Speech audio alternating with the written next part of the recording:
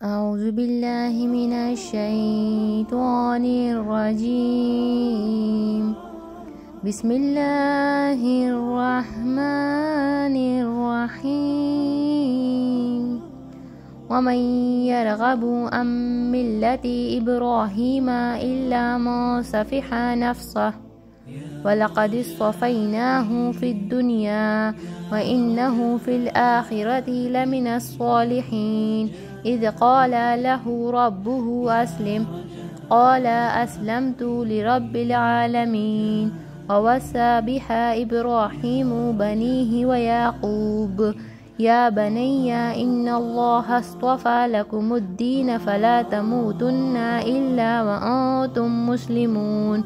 أم كنتم شهداء إذ حضر يعقوب الموت إذ قال لبنيه ما تعبدون من بعدي قالوا نعبد إلهك وإله آبائك إبراهيم وإسماعيل وإسحاق إله واحدا ونحن له مسلمون.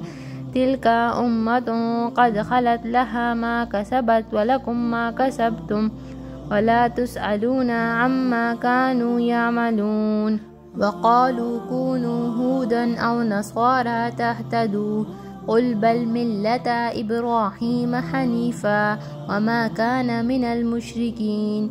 قولوا آمنا بالله وما أنزل إلينا وما أنزل إلى إبراهيم وإسماعيل وإسحاق ويعقوب والأسباط وما أوتي موسى وعيسى وما أوتي النبيون من ربهم لا نفرق بين أحد منهم ونحن له مسلمون.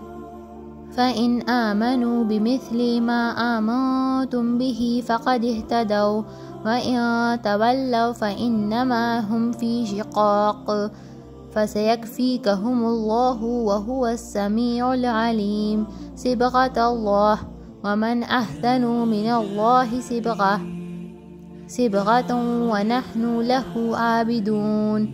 قل أتحاجوننا في الله وهو ربنا وربكم ولنا أعمالنا ولكم أعمالكم ونحن له مخلصون. أم تقولون إن إبراهيم وإسماعيل وإسحاق ويعقوب والأسباط كانوا هودا أو نصارى قل أأنتم أعلم أم الله. ومن أظلم ممن كتم شهادة عنده من الله وما الله بغافل عما تعملون.